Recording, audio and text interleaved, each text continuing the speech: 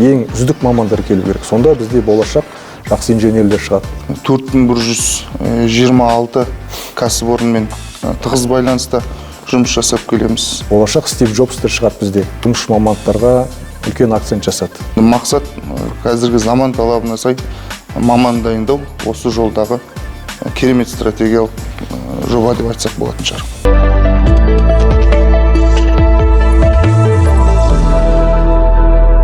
Қайырлы күн, құрметті көрермен, назарларыңызда келешекке талаппен подкасты. Бүгін біз техникалық және кәсіптік білім беру жүйесіндегі әлеуметтік серіктестік, дуалды оқыту жүйесінің артықшылықтары және колледж бен бизнес арасындағы ынтымақтастықтың артықшылығы туралы сұхбаттасатын боламыз. Және біздің студиямыздың қонақтары Талап коммерциялық емес акционерлік қоғамының әлеуметтік серіктестік басқармасының басшысы Медет Ерболатұлы және Астана техникалық колледждің директоры Абай Барманқұлов. Қош келдіңіздер. Медет Ерболатұлы, сізге алғашқы сұрағымды қойып бастасам, әлеуметтік серіктестік басқармасының негізгі міндеті қандай? Рахмет. Негізгі әлеуметтік серіктестік басқармасының негізгі жалпы міндеті колледждер мен кәсіпорындардағы арасындағы байланысты нығайту, қазіргі жасалған байланысты жоғары деңгейге көтеру, сонымен қатар дуалдық жүйе бойынша шефтік қамқоршылық жобасы бойынша, сонымен қатар бизнес стартап жобаларын дамыту. Жалпы негізгі міндеті заман талабына сай студенттерімізді, мықты мамандарымызды дайындау жолындағы барлық процесстерді кәсіпорынмен жасайтын игеру. Енді қазіргі уақытта жалпы өз мамандығы бойынша жұмыс жасайтын студенттердің пайыздық көрсеткіші 60% болатын болса, басқа салаларда жұмыс жасайтын студенттердің пайыздық көрсеткіші 40% болып тұр. Ол жерде декреттік демалысқа кеткен студенттер жатады. Және де бұл жерде тағы бір мынандай бір мәселе бар. Бір студент, мысалы, дәнекерлеуші мамандығы бойынша оқып білім алғаннан кейін колледжден оның өзінің теориялық және тәжірибелік білімінің жеткілікті екеніне көз жететін болса, онда ол өзінің жеке бизнесін осы салада ашып жатады. Яғни ол финанстық тұрғыда студентке пайдалы. Осы жаңағы айтқан 40%-ның ішінде осындай студенттер де бар. Енді қазіргі уақытта осы өзінің оқыған мамандығы бойынша жұмысқа орналасатын студенттердің пайыздық көрсеткішін көтеру жұмысымен де айналысып жатырмыз. Сонда ол жалпы техникалық кәсіптік білім беру жүйесіне осы әлеуметтік серіктестік нақты не береді? Тек студентке ғана пайдалы деген сөз бе? Бұл жерде жоқ, әрине. Бұл жерде техникалық және кәсіптік білім беру ұйымдарына өте пайдалы, студентке де пайдалы, бұл кәсіпорынға да пайдалы. Кәсіпорынға пайдасы бұл кадрлық резервті өзіне нақты тағайындап алады. Студентке байланысты үздік тәжірибеден өтеді. Ең мықты деген кәсіпорындарды көреді. Ал педагогтар қауымына пайдасы тағылымдамадан өтеді, біліктілік арттыру курстарынан өтеді деген сияқты.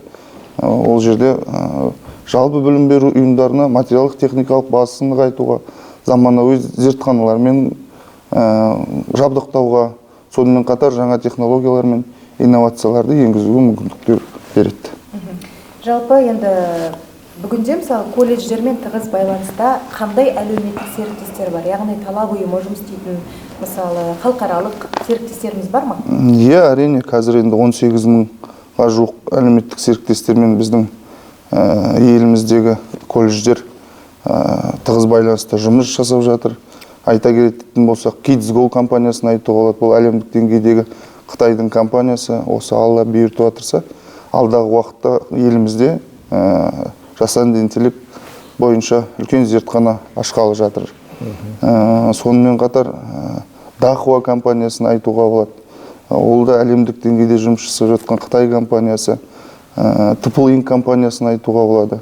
Сонымен қатар өзіміздің RG компаниясын айтуға болады, Қазхром компаниясын айтуға, Қазақмысты айтуға болады.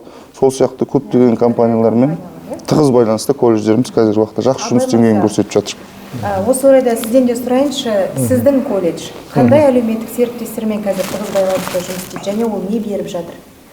Енді біздің бағыт бойынша, мен жаңа өзім айтып кеттім, біздің осы өзіміздің сұхбаттаспай тұрған кезде, мынау лифт және эскалаторлар мамандығы бойынша біздің колледж жалғыз мемлекеттік колледж болып табылады Қазақстан Республикасында. Осы мамандықта дайындау барысында бізде республикалық оқу әдістемелік бірлестігі құрылған, оқу ағарту министрлігінің бұйрығымен. Яғни бұл республикалық оқу әдістемелік бірлестігі жаңағы әдебиет, осы мамандық бойынша арнайы әдебиеттерді дайындау бойынша, сосын жаңағы әдістемелік көмек көрсету, тағысын тағы да. Сонымен қатар біздің осы Қазақстан Республикасының лифт компанияларының ассоциациясы бар бізде, осы Астана қаласында орналасқан. Ол ассоциацияға 40-тан астам компания кіреді. Ол өте жаңағы осы республикада белгілі компаниялар, Есіл лифт деген бар, Интерлифт, тағы да басқа 40-тан аса компания сол ассоциацияның жаңағы шеңберінде жұмыс жасаймыз. Енді ол біздің жаңағы сіз айтып кеткендей шефтік жаңағы қамқорлық қалған біздің колледжді. Сол шефтік қамқорлық негізінде осы колледждің нысанында жаңағы әртүрлі шаралар өткізуге атсалысады. Жаңағы демеушілік көмек көрсету болсын, болмаса жаңағы бізде заңнамада бар ғой, корпоративтік чемпионаттар өткізу болсын, салалық чемпионаттар өткізу, яғни бұл мамандықты дәріптеу, дамыту, имиджін көтеруге бағытталған шараларға толықтай атсалысады бұл компаниялар. Сонда қанша студент жылын аяқтап шығады бұл мамандықты және сұраныс бар ма? Жалпы толықтай бізде енді білесіздер, мемлекеттік бағдарлама бар ғой, 2025 жылға дейін тегін техникалық кәсіптік білім беру кезінде мынау бірінші президент елбасының тапсырмасына сәйкес жастар конгрессінде тапсырма берілген болатын. Содан бері осы 2025-ке дейін 100% бізде елімізде жұмысшы мамандықтар тегін беру көзделген болатын. Яғни бізде бұл мамандық тегін, яғни жатақхана, жаңағы шәкіртақымен қамтылған, яғни мемлекет тарапынан барлық қолдауға қамтылған мамандықтардың ішіне енеді.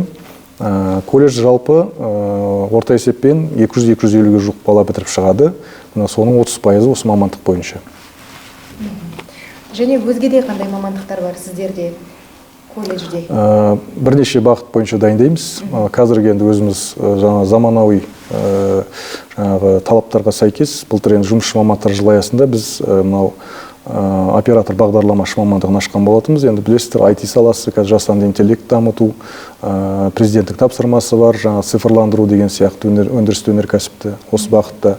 Одан кейін бізде бұрыннан келе жатқан мамандықтардың ішінде жаңа машина жасау саласы бойынша токарлық және фрезерлік станоктарда сандық бағдарламалар басқару деген бар. Яғни бұл да сол жаңағы бағдарламамен жұмыс жасау, IT бағыттағы бағдарламаларға кіреді. Оның жаңағы енді былайша айтқан кезде заманауи бұрынғы токар жаңағы жұмысшы мамандығы токар ісі бойынша қазір заманауи осы бағдарламамен жұмыс жасауға бағытталған. Одан кейін электроэнергетика саласына бізде мамандар дайындаймыз. Сонымен қатар бізде қазіргі басымдық беріп отқан бағыттардың бірі жаңадан осы мынау ұшқышсыз ұшу аппаратын басқару операторы мамандығына қазір оқытушыларымызды мынау жақын алыс шетелдерге жіберіп, және осы өзімізге осы Қазақстандағы осындай осы салада жұмыс істеп жатқан оқу орталықтарымен жұмыс жасап, мамандарды дайындап үйретіп жатырмыз. Осы мамандықты қазір ашуға күш салып жатырмыз. Ол жаңа мамандық болады? Ол жаңа мамандық болады. Ал оқытушылар қай жерде, шетелде білім алып келеді? Енді бізде енді біраз шетелдік әріптестеріміз бар. 17-18 мемлекетпен бізде келісім шарт бар. Бірақ соңғы кезде жақсы бізде жұмыс жасап жатқан бұл мына Қытай Халық Республикасының, оның ішінде бізде Боратала политехникалық колледжі, былтыр біздің студенттеріміз сосын оқыту жаңағы өндіріс шеберлері барып қайтты. Жақын арада тағы да біз студенттеріміз сол академиялық жаңа ұтқырлық аясында сол жаққа барады. Наурыздың 5-і мен 13-нің аралығында тағы да біз жоспарлап отырмыз. Екінші біздің әріптесіміз оңтүстік Қытайдан Чунчин университеті.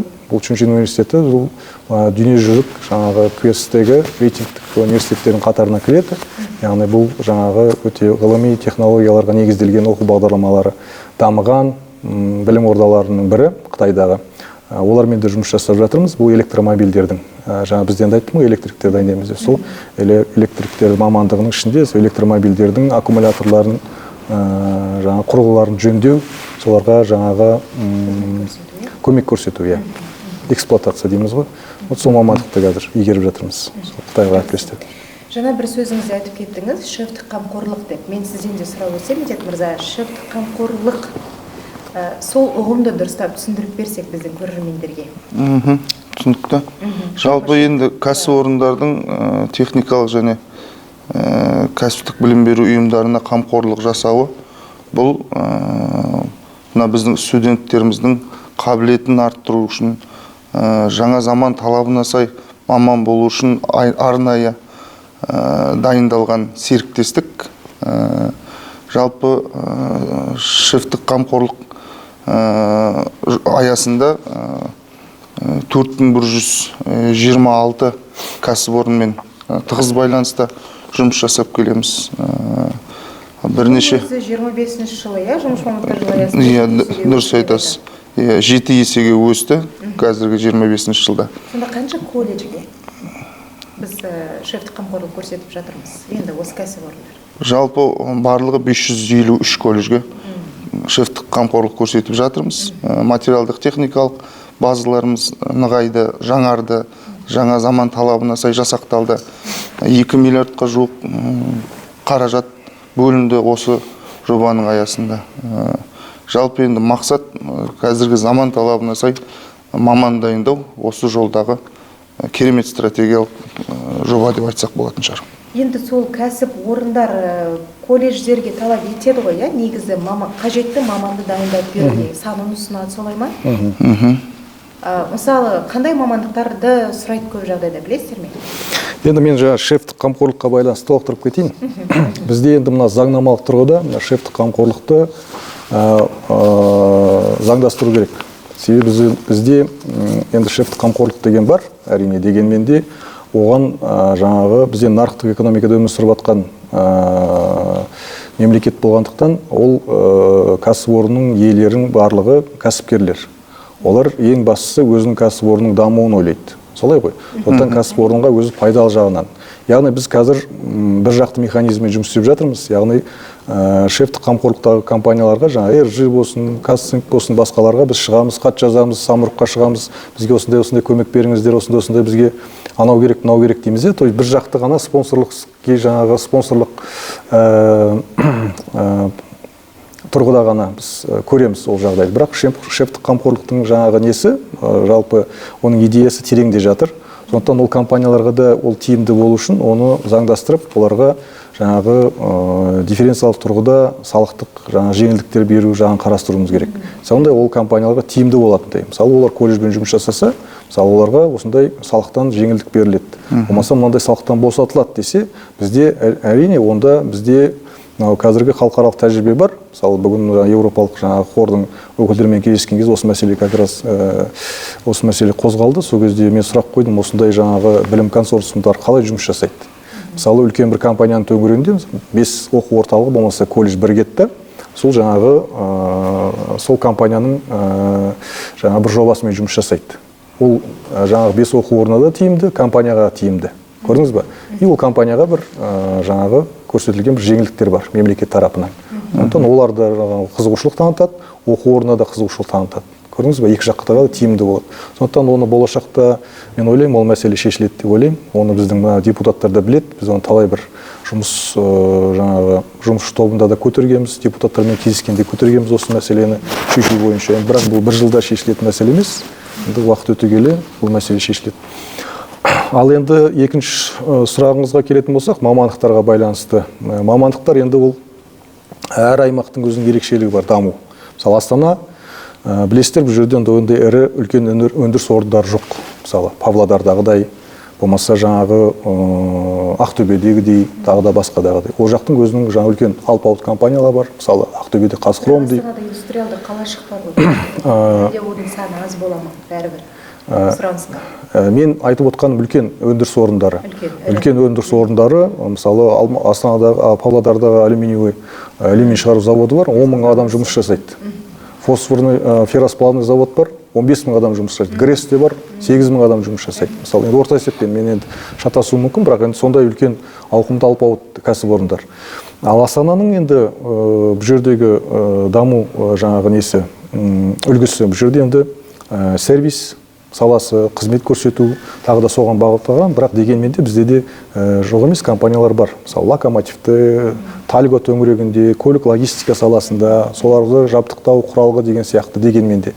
Соған байланысты біз әр аймақтың әкімшілігі өзінің жаңағы жол картасын жасап алған. Яғни ол жаңағы бізде Астанада өзіміздің кәсіптер атласы деген бар. Кәсіптер атласында жақын 3 жылда, 5 жылда қандай мамандықтар қажет Астана қаласында. Сұранысқа ие. Ол біріншіден. Жаңа екіншіден өзіңіз айтып отырғандай қандай өндіріс орындары салынады жақын 3-4 жылда. Енді соған сәйкес 3-4 жылда біз қандай мамандар дайындауымыз керек алдын ала деген сияқты. Сол жол картасымен жаңағы кәсіптер атласына сәйкес маман даярлау мәселесі бізге қолға алынған. Оның ішінде өздеріңіз білесіздер, қазіргі анау мастер хаус дейді, мысалы сантехниктен, электриктен бәрі бір жаңағы әмбебап маманды дайындау мәселесі. Оның ішінде мысалы біз қазір дайындап жатқан жаңағы токарлар, фрезеровщиктердің жаңағы сандық бағдарламалар, операторлар мысалы сол жаңа атласқа кіріп отыр. Сондай мамандықтар бар. Оны біздің осы әкімшілік территориялық Астана қаласында орналасқан колледждер ол мамандықтарды шетінен дайындап бастап жатыр. Оқытып жатыр, ашып жатыр. Яғни оның барлығы енді мынау неге байланысты? Сұранысқа байланысты. Ал енді колледждердің барлығында бар жүйе, оны білеміз, дуалды оқыту жүйесіне тоқталсақ. Дуалды оқыту жүйесі несімен ерекшеленеді жалпы? Және оның барлығы жұмысқа тұрақты түрде орналасып кетеді. Жалпы енді дуалдық оқыту жүйесі деп отырған ол теорияны өндіріспен ұштастырып оқыту. Бұл студенттер үшін өте тиімді жүйе деп айтсақ болатын шығар. Яғни оқуға кедергісін келтірмейді. Иә, себебі деген студент оқып жүріп, білім алып жүріп, өндірісте, кәсіпорындарда, компанияларда жұмыс жасай алады, еңбек ақысын ала алады. Жалпы енді дуалдық жүйе бұл Германияда алғаш рет қолданысқа енген, осыдан 10 жыл бұрын біздің еліміздің білім жүйесіне енген. Қазіргі уақытта 18 мың кәсіпорында 135 мыңға жуық студент осы дуалдық оқыту жүйесі бойынша оқып келе жатыр. Осы 25 жылға қойылған 35 жоспар бойынша 35% болатын болса, алдағы 26 жылға оның пайызы жоғары болып, 40%-ға жуық студент осы дуалдық оқыту жүйесінде оқиды деген жоспардамыз. Енді мысалы сіздің колледждің студенттері дуалды оқыту жүйесімен ары қарай жұмысқа орналасты ма? Олардың саны? Енді соңғы 2-3 жылда білесіздер, еңбек кодексіне мына дуалдық жүйені енгізді. Дуалдық білім алған біздің студенттерімізге жарты жылға дейін еңбек кітапшасына біз жазып береміз. Ол кәсіпорында жұмыс істеді деп. Сондықтан әрине орналасып жатыр. Көбісі солның бір тиімді тұстары бар. Себебі жұмыс берушіге де жаңағы сапалы маман керек. Оған да жақсы студентті өзіне жұмысқа алып қалғысы келеді. Сондықтан олар бұған өте қызығушылық танытып отыр. Бұл енді нақты тәжірибе жүзінде? Нақты тәжірибе жүзінде дәлелденген, ол кез келген оқу орнында бар дүние. Ал енді ең маңызды сұрақ, ол ақысы қалай? Қалай төленеді және жұмысқа орналасқан студенттер қанша айлық алуы мүмкін? Енді бұл тағы да енді жалпы мен енді колледждер туралы айтатын болсақ, аймақтар бойынша мысалы бізде аймақтардағы үлкен ірі кәсіпорындардың жалақылары 1 миллион теңгеге дейін барады қазір, жұмысшы мамандықтары. Оның ішінде электриктер бар, тағы да басқа. Бұл жерде енді оның жаңағы жауапкершілік, зона ответственности дейміз ғой, қызметіне байланысты. Қандай жауапкершілік үлкейген сайын оның жалақысы да жоғары болады. Орта есеппен енді бітіре салған біздің студенттеріміз кәсіпорында 400 мыңнан жоғары алып бастайды. Енді ол жерде қосымша жұмыс алатын болса, 800 мыңға дейін оның ары қарай. Оның шегі жоқ. Өзінің жаңағы мүмкіндігіне қарай, біліктілігіне қарай. Ал колледжде жүріп, мысалы, дуалды оқыту жүйесімен оқып жатқан студенттер ақы ала ма? Негізі ол кезде әлде тек практика жүзінде дағдылана ма? Ол да заңнамада қарастырылған, ондай ешқандай кедергі жоқ. оны тәжірибені сол кәсіпорында ақылы түрде де өтуге болады. Ақылы түрде де өтуге болады. Дуалды оқытудың бір ерекшелігі 3 жақты келісім жасалады. Сондықтан студентке ол жерде жаңағы еңбек шартында еңбек ақысын көрсетуге, ақылы түрде өтуге шектеу жоқ. Студентке міндеттелеме ол негізі оқу, дуалды оқытуға сол жүйе бойынша оқу, әлде ол таңдау еркінде ме?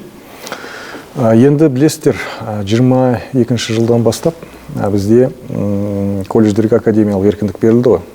Сондықтан бұл жерде оқу траекториялары, оқу бағдарламалары құрастыруда колледждер еркіндік алды. Яғни ол жұмыс берушімен бірге жасалады ол бағдарламалар. Яғни әр колледжде индустриялық кеңестер бар. Индустриялық кеңестерде жаңа біз айтып отқан біз жұмыс жасайтын ассоциациялар, ірі кәсіпорындар, сол атамекен бар, басқалар бар, қоғамдық ұйымдар бар. Соның барлығы сол индустриялық кеңестің құрамына кіреді мүшелікке. Сондықтан әр оқу бағдарламасын бекіткен кезде сол индустриялық кеңестің мүшелері соны қарайды, соны бекітеді. Бұл жерде біз көрсетеміз. Мынау бағдарлама бойынша осынша уақыт дуалды оқы дейді. Мынаусы теориялық уақыты осынша болады деп, сол жаңағы мамандықтың ерекшелігіне қарай сол белгіленеді. Енді шефтік қамқорлықты түсінген сияқтымыз, дуалды оқыту жүйесін түсінген сияқтымыз. Дәл қазір енді біз жақында ғана өзімізде талапта статистикалық мәліметтер шығарған болатынбыз. Ол колледждер базасындағы шағын кәсіпорындар. Енді ол да жаңағы жол картасы аясында іске асып жатқан жобалардың бірі ғой.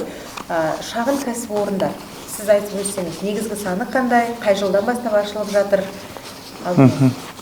Жалпы енді қазіргі уақытта колледждердің базасында шағын кәсіпорындар жүйелі түрде жұмыс жасап келе жатыр деп айтсақ болатын шығар. Яғни колледж базасында шығарған тауарлары мен қызмет көздерінен табыс таба алады колледж. Ол түскен табыс колледждің материалдық техникалық базасын жақсартуға жұмсалады. Қазіргі уақытта елімізде 79 шағын кәсіпорын жұмыс жасап тұр. Енді ең үздігі осы 2025 жылдың қорытындысы бойынша Көкшетау жоғары техникалық колледжі 50 миллион табыс көзін тауып республика деңгейінде үздік көрсеткішті көрсетіп отыр. Өте жақсы қаржы. Енді ол колледж нақты қандай қызмет түрін көрсетіп тұр сонда? Ол жерде дәнекерлеу жұмысын көрсетіп тұр және егін шаруашылығымен айналысып тұр. Осындай әртүрлі жұмыстармен айналысып жатыр. Ал Абай мырза, сіздің колледжде шағын кәсіпорын бар ма, немесе жоспарланып тұр ма? Біз былтыр сол жұмысшы мамандықтар жылы аясында колледждің басында мынау дәнекерлеу өндірісі бойынша ресурстық орталығын аштық. Қазір осы мына экскурсия барысында сіздермен таныстырып көрсетіп кетуге мүмкіндік бар. Яғни ол енді оның экономикалық ауқымы, енді оның ең басты біз акцент жасап отқан мәселе балаларға сапалы білім беру, балаларға дайындау ең бастысы. Ол жерде бір өндіріс орнын ашып, оны бір үлкен бір керемет жаңағы айналымға өткізу емес, ең бастысы сол балалар сол жерде жұмыс істеп үйрену. Яғни сол балалардың қолынан шыққан бұйымдарды одан кейін жаңағы заңнама аясында ары қарай жаңағы саудаға шығару деген мәселе. Енді оның екінші мәселесі бар. Бізде заңнама тұрғысында білесіздер, кәсіпкерлік кодекс бар. Кәсіпкерлік кодекстің астында 1095 деген, 1095 деген бізде үкіметтің қаулысы бар. Бұл жерде мына біздің жалпы экономикалық жұмыс істеу окет кодтарының несі көрсетілген. Енді оны біз біраздан бері қозғап келе жатырмыз, ол океттердің мәселесін. Енді оның барлығы біздің агенттік бар, антимонополияға қарсы. Сол агенттіктің құзыреттілігінде. Біз осы жақын арада мәжілістің депутаттарымен және сол әлеуметтік экономикалық комитеттің төрағасы Қанат Асқатұлы Аймағамбетовпен кездескенде де осы мәселені көтергенбіз. Енді министрлік тарапынан бұл мәселе шешімін табады деп ойлаймыз жақын арада. Себебі бізде заңда, білім туралы заңның 63-ші бабында көрсетілген. Жаңағы әріптесім айтып кеткендей, оның жаңағы саудаға шығару мәселесі, жаңағы цехтарда, шеберханалардағы дайындалған дүниелерді колледждер сатуға болады деген жазылған. Бірақ жаңа екінші заңнамада ол бізде шектеу бар. Себебі ол жаңағы әр мекеменің өзінің білесіздер, жеке жарғысы бар, уставы, ол антимонополиялық агенттіктің несімен белгіленеді жаңағы. келісіммен жасалады. Сондықтан сондай бір коллизиялар бар. Енді ол уақыт өте келе шешіледі деген үміттеміз. Шешім табады деген үміттеміз. Жалпы шешім табатын Иә, мәселе. қазіргі уақытта ұсыныстар жасалды, нақты. Қазір қарастырылып жатыр. Бұйыртып жатса жақын арада шешіліп болуы әбден мүмкін. Енді тағы бізде бизнес стартап кабинеттері бар, ол шағын кәсіпорынмен несімен ерекшеленеді? Және ол жақта студенттер нақты бизнестің негіздерін үйрене ме? Бизнес ашып жатқан студенттер бар шығар мүмкін, естулеріңіз бар ма? Жалпы түсіндіріп өтсек, алдымен. Жалпы техникалық және кәсіптік білім беру ұйымдарына арналған 2025-2027 жол картасында осы сіз айтып отырған бизнес стартап нақты жолға қойылған. Осы мәселені жандандыру, студенттердің қызығушылығын арттыру мақсатында. Қазір уақытта енді өңірлерімізде бұл жұмыс жүйелі жүріп келе жатыр. Енді мақсат студенттеріміздің кәсіпкерлікке, бизнеске, жалпы заман талабына сай маман болу жолында өзінің бір ықпалын тигізетін орталық деп айтсақ болатын шығар. Сіз Абай мырза. Енді бизнес стартап деген өзі айтып тұр ғой. Кез келген тұлғаға мен жас балаға мүмкіндік туғызуымыз керек. Енді жалпы біздегі қазіргі оқу орындарының басты ерекшелігі ол жаңағы балаларға лайықты ортаны құру. Яғни комфортная среда дейміз. Сол ортаны балаларға құру керек болады. Яғни балаларға барлық жағдай жасау керек болады. Бұл жерде енді кез келген оқу орнының басты миссиясы ол тек қана мамандық беру ғана қоймаймыз. Оның ішінде елге деген сүйіспеншілікті арттыру, патриоттық тәрбие беру, әскери тәрбиеге баулу деген сияқты. Одан кейін қазіргі мемлекеттік бағдарлама бар. Таза бейсенбі дейміз, мысалы тазалыққа тәрбиелеу мәселесі президентіміз өзіміздің бастамасымен жүзеге асырылып жатыр. Ол енді біз қазір ұлттық бір идеологияға айналды десек те болады. Оның ішінде адал ұрпақ, адал азамат қазіргі тәрбие бағдарламасы мемлекеттік. Соның барлығын былай жүйелеген кезде оқу орны сондай бір ортаны құруға жұмыс жасау керек. Балаға барлық жағдайды ұйымдастыру керек. Оның сол мүмкіндігі болу керек. Балалардың спортпен айналысуға, мәдени шығармашылықпен айналысуға, өз-өзін көрсетуге, дамытуға, яғни барлық жағдай жасау керек. Мамандық алып шығу мәселесі, яғни әрине кенде қалмау керек бұл жерде де. Бірақ дегенмен де жаңағы ең бастысы бұл жерде адами капиталды дамыту. Сапалы, жаңағы зиялы, жаңағы азаматты бізге қоғамға, айналымға қосуға біздің шартымыз. Сондықтан бұл жаңағы кәсіпкерлікке баланы баулу, соның бір шарттардың бірі. Себебі сол балалар болашақта ол дәнекерлеуші болмауы мүмкін, электрик болмауы мүмкін, бірақ сол құрылыс компаниясының басшысы болуы мүмкін. Ол өзіне сол қажетті жаңағы құзыреттіліктерді осы немен алуы мүмкін, осы оқу бағдарламасын меңгеруде алуы мүмкін. Болашақта басқа бір салада жұмыс істеуі мүмкін, бірақ осы өзінің жаңағы өскен ортасымен алған білімі, оның болашақта басқа салада өзін жаңағы танытуда, өзін дамытуда ықпалын тигізетіндей жағдай туғызу керек. Сонда колледждің барлық студенттері енді кәсіп негіздерін үйренеді деген сөз бе, әлде кімге қызығушылық? Бұл жерде енді әртүрлі бізде кейстер бар, әртүрлі. Мысалы айта кетуге болады, былтыр алдыңғы жылдары Аманат партиясы қарсыз қоғам деген кейсті жүзеге асырды. Оны жастардың, оның ішінде үлкен азаматтарымыз бар, бәріміз жаңағы кредит мәселесіне қатысты. Бізде қоғамда біраз не болды ғой, мәселелер туындады ғой, соған байланысты сондай дүние іске асырды. Ол да мысалы біздің студенттеріміз бен азаматтарымыздың қаржылық сауаттылығын арттыруға бағытталды. Сол сияқты жаңағы кәсіпкерлікпен айналысуда ол бұл жерде балалардың қабілетін дамыту. Мысалы, соны болашақта тек қана сол бір шеңберде жұмыс жасамай, сол кәсіпкерлік деңгейді меңгеріп, кәсіпкерлікпен айналысып, өзінің жеке кәсібін дөңгелетіп кетсе, ол мемлекетке де үлкен жаңағы бізге дамуымызға үлкен үлесін қосады. Азаматтың өзіне де адам жаңағы қалыптастырып, өзінің әлеуетін арттыруға оның ықпалын тигізеді ғой. Бірақ негізі колледж студенттері аз емес, кәсіп өндіріп енді кәсіпті дөңгелетіп отырған. Оның статистика бойынша саны жоғары. Негізі бұл бизнес стартаптың студенттер арасындағы қызығушылығын оятуда деңгейі жоғары. Себебі жалпы 25-27 жол картасында 61 бизнес стартап орталықтарын ашу жоспарланып қойылған болатын, бірақ дегенмен де қазіргі уақытта өмірімізде 74 бизнес стартап жұмыс жасап келеді. Қызығушылық жалпы енді ол оқу ағарту министрлігінің және талап қаржылық емес акционерлік қоғамның ұйымдастыруымен болып жатыр. Сосын өңірлердегі колледждердің, яғни колледж студенттерінің қызығушылығымен осы 74 деген жоғары деңгейге жетіп отырмыз. Яғни бұл сұраныстағы дүние деп айтсақ болатын шығар. Енді біз жаңа шарттық қамқорлықты айтып өттік қой. Соның аясында мынандай сұрақ туып тұр, бізде кластер. Ол да сол бизнес пен колледж, байланыстыратын жүйе ма? Әрине. Кластерді де түсіндіріп өтсеңіз біздің көрермендер үшін. Колледж альянсы бар бізде. Олардың нақты жұмысы қандай? Колледждер альянсына тоқталатын болсақ, колледждер альянсы енді колледждердің бірнеше колледждің немесе бірнеше білім беру ұйымдарының бірігіп бір мақсатта жұмылып жұмыс жасау деп түсінікті тілде айтсақ болатын шығар. Енді қазіргі уақытта ең үздік Павлодар облысын айтып кетсек болатын шығар осы кезде. Өйткені Павлодар облысында колледждер альянсы RG деген үлкен жоба жұмыс жасап жатыр. Оның ішіне 10 колледж кіріп тұр.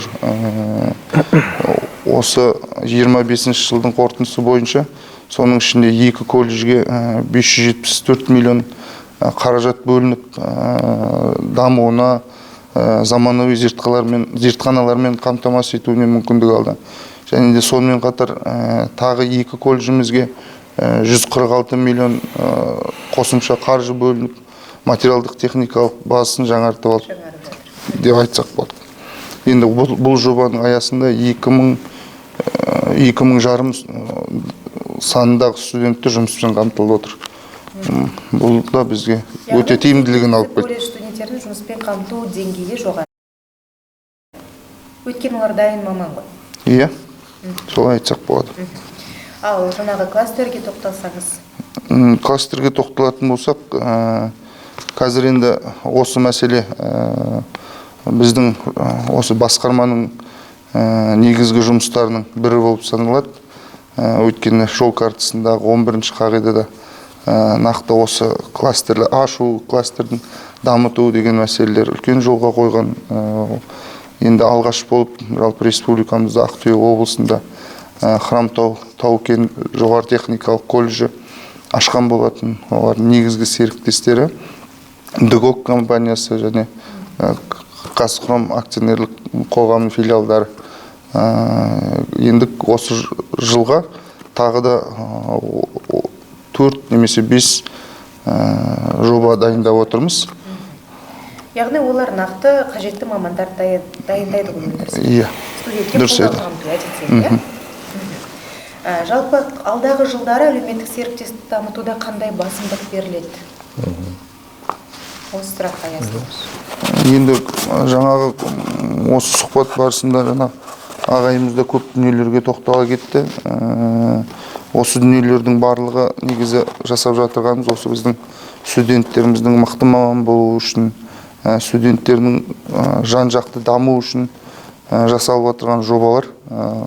Бұл жобалардың қай-қайсысына тоқталатын болсақ, дуалдық жүйе болсын, шифттік қамқоршылық болсын, барлығының егерде пайыздық көрсеткішін көрсететін болсақ, алдағы уақытта мықты мамандар біздің елімізден де шығады деп ойлаймыз. Жалпы біздің техникалық және кәсіптік білім беру ұйымдарының студенттерінің деңгейі жоғарылайды деген нақты сенім бар. Абай мырза, енді сіз өзіңіз колледжі басқарып отырсыз. Өте жақсы практикалық жүзінде көп нәрсені білесіз. Жалпы мынандай сұрақ болып тұр. Бізде жұмыс берушілердің түлектерге деген сенімі соңғы жылдары қандай болмақ? Жалпы сенімі қалыптасты ма түлектерге деген? Енді бұл әр жаңағы мекеменің жаңағы несіне байланысты, көзқарасына байланысты. Себебі бұл жаңағы бір жақты ғана болмау керек, маман даярлау деген бұл жан жақты болу керек. ол өнеркәсіп болсын, өндіріс болсын, колледж болсын, одан кейін жаңағы ата-аналар болсын, барлығы жан-жақтан балаға жағдай жасау керек. Баланы ынталандыру керек, балаға мотивация беру керек. Сонда бала сол жаңа мамандыққа деген өзінің жаңа махаббаты ашылады. Соған деген бір жақсы сүйіспеншілік пайда болады балада. Ол мысалы барлығы бірдей сол мамандықты қалап келмеуі мүмкін ғой. Мысалы біреу келе-келе сол мамандыққа деген өзінің қызығушылығын арттыруы мүмкін. Сондай мәселе, сондықтан бұл жерде жұмыс берушілердің де атқаратын рөлі өте жоғары. Яғни жұмыс берушілер бұл жерде барын салып, соған жұмыс жасау керек. Ол біріншіден. Екіншіден, бізде ондай жұмыс берушілер жоқ емес. Ол бар, бұл жерде көптеген біздегі кейстерді айтып кетуге болады. Ол жаңағы RG-дің мысалын келтіруге болады. Тағы да басқа біздегі республика бойынша жеке компаниялардың кейсін айтып кетуге болады.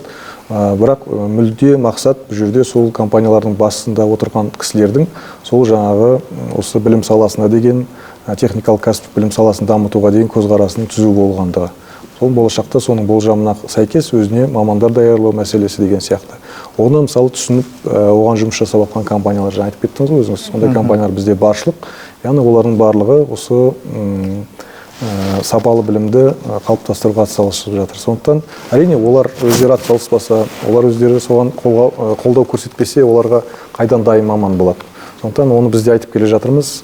Ол біріншіден, екіншіден әр оқу орнының өзінің білім саясатына да тікелей байланысты, сол кәсіпорындармен қалай жұмысты қояды арада, қандай байланыста, тығыз байланыста ма, әлде жаңағы бұл дәстүрлі түрде айналыса ма деген сияқты мәселелер. Соның барлығы оның жаңағы іс жүзінде жаңағы жұмыс жасауына әсер етеді. Түсінікті. Ал енді жалпы түлектер неге колледжді таңдау керек деген бір ортақ сұрақ қойса? Жалпы енді біз қазір көбінесе мысалды айтқан кезде кейстердің бәрін батысқа аламыз ғой. Мысалы Америка Құрама Штаттары осындай жаңа технологияларды өндіріске ендіріп жатыр екен, Европа мемлекеттері жаңа технологияларды осындай енгізіп жатыр екен дейміз. Онан қазір мына Қытай біздің көршіміз жақсы дамып келе жатыр өндірістері. Бірақ бұлардың бәрінің даму тарихын қарап отырсаңыз, мына Европа мемлекеттері екінші дүниежүзілік соғыстан кейін әсіресе мынау экономикасы әбден құлдыраған, қираған қалалардың барлығын қалпына келтіру керек. Оның бәріне жаңа құрылысшы керек, электрик керек, жаңа тағы да басқа жұмысшы мамандар керек. Соның барлығын жасау үшін жұмысшы мамандарға үлкен акцент жасады. Яғни олардың дамытуға, соның саясатын жаңа қалай деңгейде асыруға, соның неше түрлі құралдарын олар іске асырды. Оның ішінде мынау өздеріңіз енді оператор болып отқан WorldSkills қозғалысы, сол WorldSkills қозғалысы Испанияда дүниеге келіп, соның барлығының артын жағында тұрған саясат осы жұмысшы мамандықтың мәртебесін көтеру. Сондықтан ол кез келген жаңағы экономиканың негізі сол жұмысшы мамандықтарға негізделген. Себебі өндірісі әлсіз, өнеркәсібі әлсіз мемлекет, ол үш уақытта бір жаңағы алпауыт мемлекетке айнала алмайды. Сондықтан оның жаңағы артында тұратын ол кадрлары, мықты кадрлар.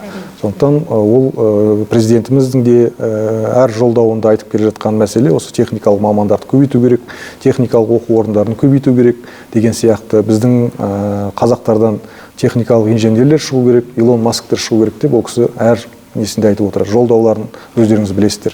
Сондықтан бәрі бұның артында үлкен сондай дүние тұр.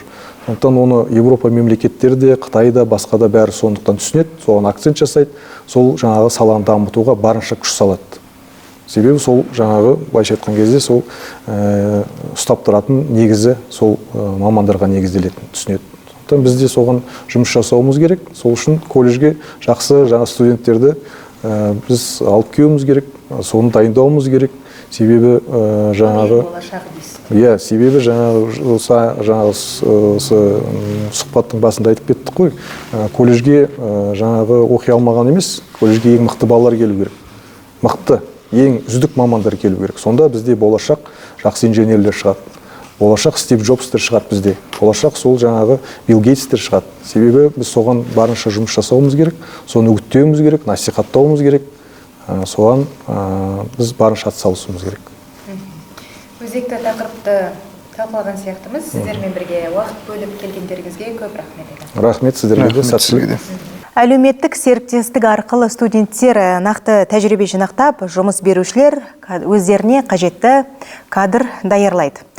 Біз сіздермен бүгін өзекті тақырыпты қозғадық. Келесі кездескенше аман сау болыңыздар.